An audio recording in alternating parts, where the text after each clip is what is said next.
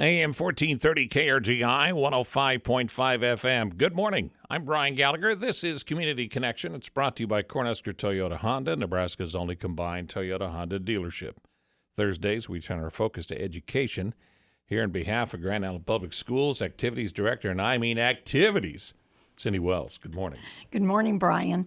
We talk about a lot of things. We've had a chance to travel and share and, see a lot of different things over the years, but this is one office that is never not busy. You always have people involved. You've always got something on the calendar that you're either wrapping up, planning, or getting ready for the next event. So first off, congratulations on keeping all of the cats in the right circle for as much as you can. But it is amazing how many things go on at Grand Island Senior High. Yeah, our doors only lock at 11 o'clock at night and until 5 o'clock the next morning. Brian, we are very, very busy. And in the spring, we've had a hard March, a lot of wind, cold, so we've had to reschedule some things. And you do that because you do it for the kids. And so, a lot of kids will be home on Friday and Monday, but our athletes will be performing Friday, Saturday, and Monday to make sure that we get all of our activities in. But, that's all part of the job, and that's what I love about it. There's definitely no lesson plan on a daily basis when it comes to activities. You better be liquid. You better be flexible.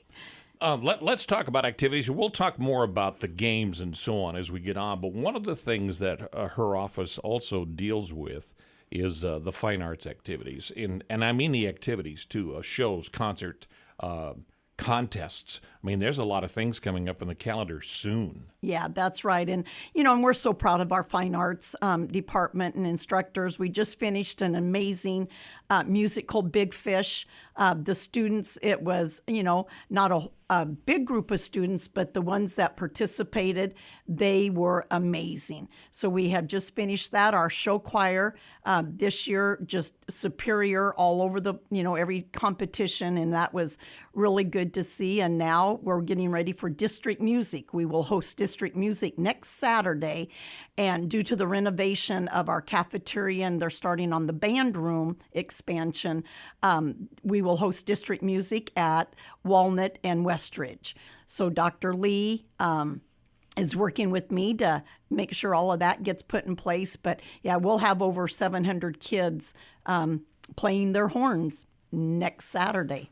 So get ready for that. When you see a lot of buses and cars and people around the high school, and the middle schools too, you're going to see the different things that are going on. Now let's get back to talking about some of the games that are going on. Even today, you finally get to have the Grand Island Invitational back again at Memorial Stadium. This got interrupted a little bit through the pandemic, and you try to ease these things back in. But one thing about track and field at senior high is there's a group of athletes that are just ready to go at just about any opportunity. Yeah, and they're pretty excited to finally have a home meet this year. And Walnut, we just finished their little invite the other night. It was pretty cold, but boy, they ran hard. But today our kids will be competing, and to see the number of teams that are going to come and participate, and you just see, kids all over the stadium, and that's what it's about. So we want to wish our track team the best of luck today, and they're ready to run.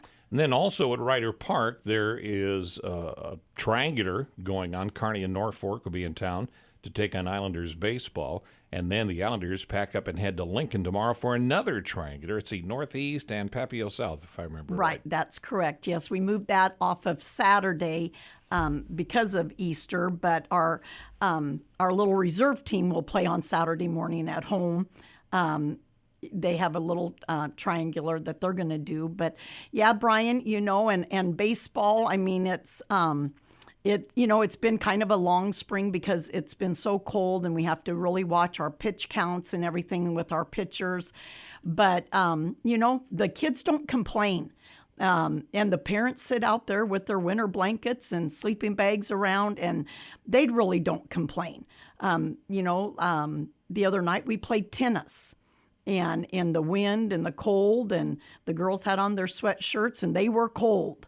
But Brian, if we don't play these events, our kids never get that opportunity. And then kids are going to think, well, why would I go out for a spring sport if I never get to compete? So, yeah. And soccer's going on. You've got boys golf that's also going on.